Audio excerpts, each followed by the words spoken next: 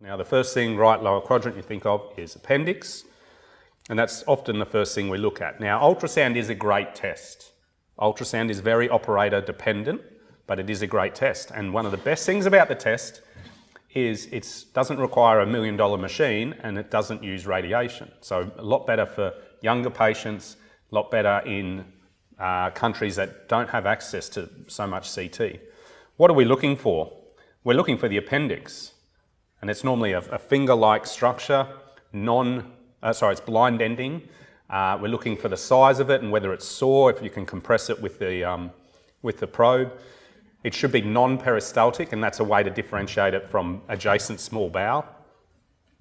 And we classically look for a target sign like this, and we use a 6mm cutoff as a nice diameter, but I've seen a 10 or even a 12mm appendix on a CT that was completely normal.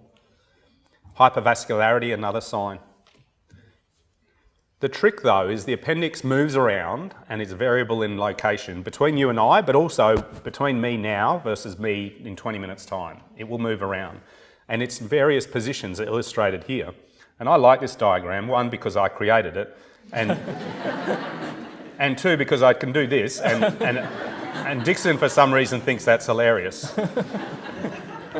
That retrocecal appendix, see how it's a bit shaded? It's behind the cecum. 2/3 of patients, 2/3 at any time, you'll find it there.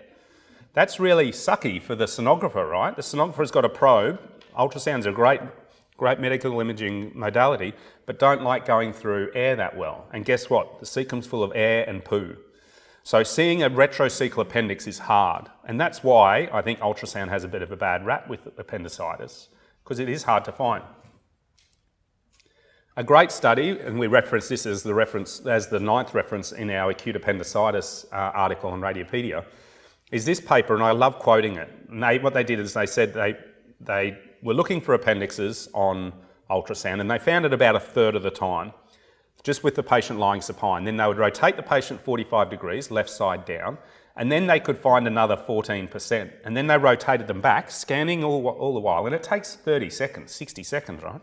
And then they could get that up to 53. So they've gone from like 1/3 almost to 2/3 by just rolling the patient. And that's great. That might mean you're saving that 25-year-old female from having a CT. So it's a really good, important lesson that dynamic ultrasound and moving the patient is a really important part of what the sonographer will do.